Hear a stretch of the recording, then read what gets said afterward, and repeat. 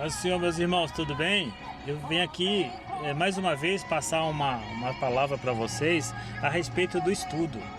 Eu vou citar versos da Bíblia e mostrar coisas que vocês têm que estudar para que os pregadores ou então aquelas pessoas que se dizem pastores ou evangelistas ou presbíteros querem colocar falácias na mente de vocês ou comichões, como diz Paulo.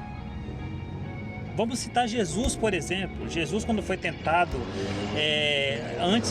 depois do batismo, quando ele foi ao deserto, ter com o Espírito Santo, na verdade, onde ele jejuou 40 dias e 40 noites, por exemplo, que ao descer foi tentado pelo inimigo, o inimigo mostrando a Escritura para ele, porque o inimigo também conhece a Escritura e lê as Escrituras, mostrando para Jesus como que ele poderia herdar todo o reino imundo dele, se ele prestasse a ele contas. Jesus mostrou na Escritura que ele também tinha conhecimento e que quando o inimigo falava também está escrito, Jesus falava, mas também está escrito, Então quer dizer, ali foi um confronto de sabedores do que estava escrito na Escritura, tanto o inimigo como Jesus, mas todos eles leram. O inimigo leu o Antigo Testamento, leu o Novo Testamento, ele conhece. E Jesus começou ali mostrar para ele que tinha entendimento. Porque Jesus, aos 12 anos, vocês viram que ele estava com os doutores da lei no templo, enquanto sua mãe, Maria, e seu pai José voltaram para Nazaré. Perderam ele. Depois de 3 dias vieram e buscaram onde é que ele estava. Ele estava lá no Sinédrio, discutindo e mostrando nas Escrituras para os saduceus, ou então para os fariseus, para os judeus, ou os judaizantes, enfim, ele estava. Vamos lá para Paulo. Paulo, um doutor da lei, um erudito, um homem entendedor e um dos maiores conhecedores da palavra. Ele está no topo dos escritores, doutor da lei. Paulo fez 13 cartas, 13 epístolas. Para vocês terem ideia, mais acho que 60%, ou não me engano, 60% ou 50% do Novo Testamento foi Paulo que escreveu. Mas também o que importa é sobre quem era ele. Aí vocês vê também que próprio Pedro fala lá em 2 a Pedro 3,18, antes crescer na graça e no conhecimento do Senhor, nosso Salvador Jesus Cristo. Paulo fala para Timóteo o quê? Para ele apresentar como obreiro aprovado, para que não envergonhe da palavra do Senhor Jesus. Então, veja bem que esses homens são escritores. Esses homens aí entenderam a palavra como deveria ser pregada. E todos eles liam a palavra.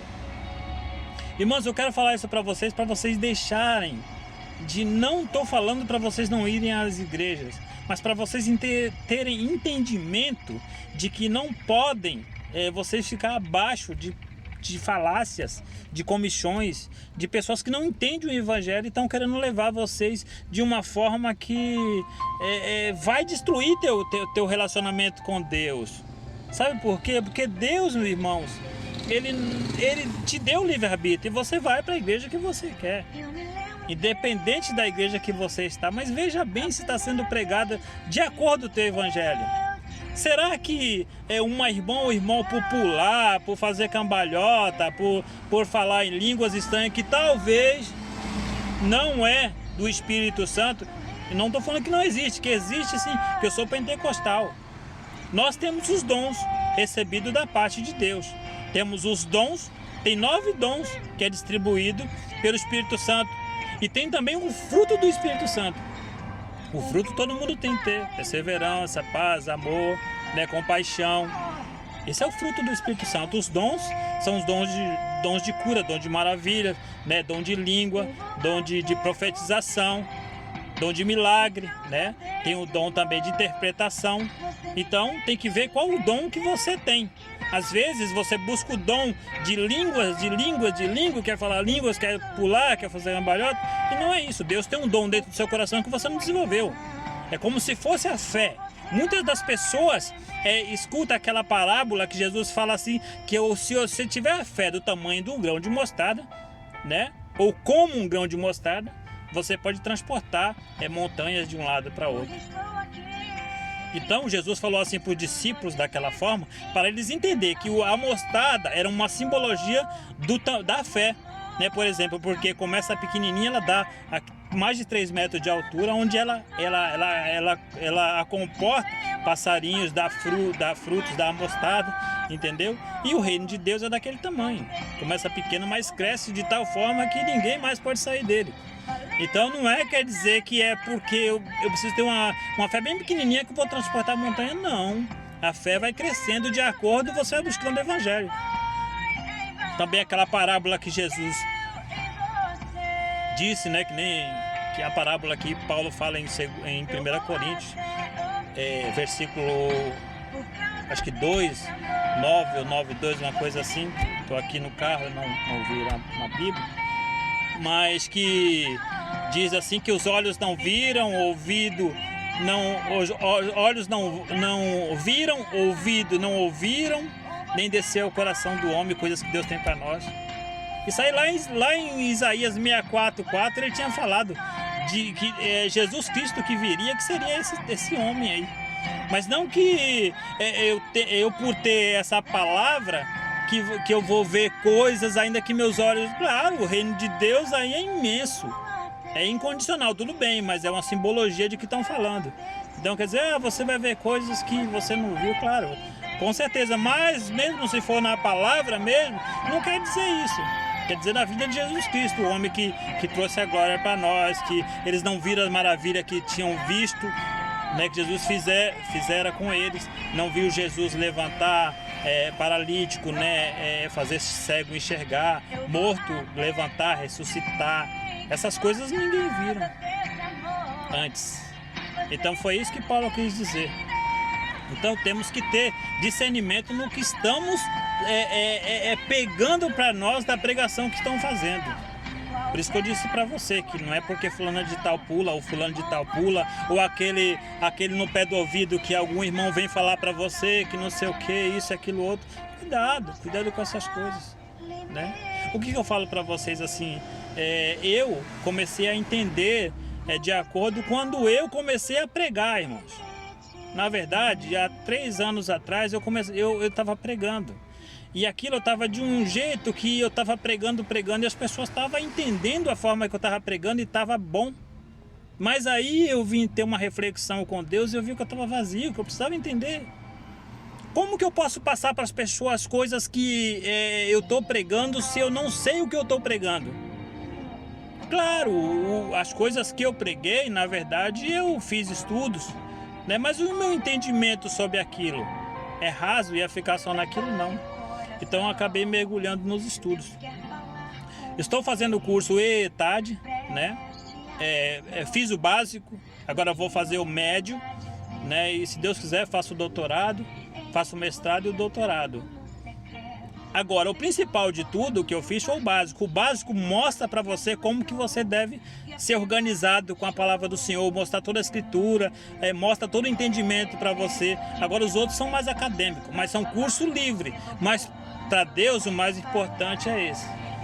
Agora, eu estou entrando em uma faculdade, né, reconhecida pelo MEC, mas eu vou fazer as mesmas eu vou similar, né, uma com outra. Vou estar fazendo a ETAD, né, médio, e vou fazer a outra faculdade pelo MEC também, que é mais 3 anos, que é o bacharel. Então, o que eu passo para vocês assim? Faça um curso, né? Eu recomendo a ETAD, né, que é um curso de homens vividos de muitos e muitos anos, né? Na palavra, conhecendo, esmiuçando a Bíblia desde a vírgula, mostrando para você o que significa uma vírgula, mostrando para vocês assim o que significa um ponto de interrogação, um traço. Então, e mostrando toda a palavra, não mudando nem um tio, nem uma vírgula da palavra de Deus. E através disso eles mostram mesmo como você deve entender a Bíblia. Não é caro, é curso baratíssimo. Eu acho que você não gasta uma pizza por mês esse curso. Não chega uma pizza por mês e você tem uma maravilha de entendimento.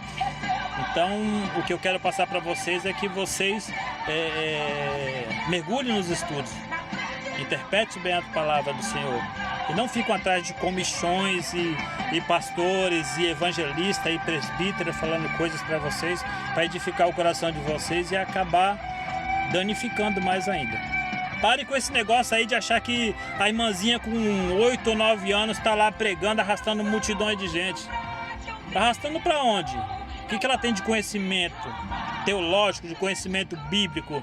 O que ela pode passar para vocês? Né? O que ela pode instruir vocês sobre o casamento, por exemplo? Instruir vocês sobre prostituição, sobre droga, sobre álcool, sobre alguma coisa. O que ela pode falar para vocês se ela não viveu isso?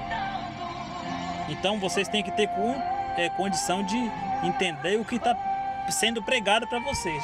Às vezes coisas da televisão, eu procuro não ver essas coisas. É que alguém me fala, então eu estou falando assim sem ver. E eu nem quero ver. Eu não quero ver. Para mim, coach, essas pessoas que andam pregando a Bíblia de forma para ganhar dinheiro, para evangelizar para o reino que não é de Deus, eu não quero isso. Claro que Jesus falou assim que as crianças ganharão no reino do céu, mas dessa forma não. Prefiro ter um entendimento para depois passar para vocês coisas verdadeiras e investir no conhecimento para que eu consiga falar para vocês alguma coisa que vai edificar a casa de vocês.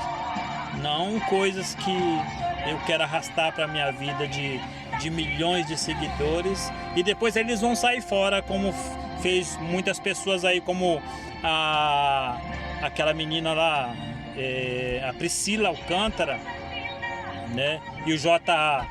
E agora, onde eles estão? Então, são pessoas que não foi escolhida por Deus e não tem o conhecimento. Nenhum deles, irmão. Se você pegar um cantor aí, um cantor gospel, e levar eles aí para um entendimento bíblico e perguntar para eles alguma coisa, eles vão te deixar, como diz o outro, no vácuo. Então, pela honra e a glória do Senhor Jesus Cristo, um conselho que eu dou para vocês é: estudem. Eu estou aqui nos meus altos dos 54 anos, me sentindo jovem para estudar ainda. Não sei até onde vai chegar isso, mas é o entendimento que Deus me levou a ter, a estudar, a conhecer a palavra, para que depois eu seja um obreiro aprovado. Amém? Em nome do Senhor Jesus Cristo, eu te agradeço por estar ouvindo e vendo esse vídeo.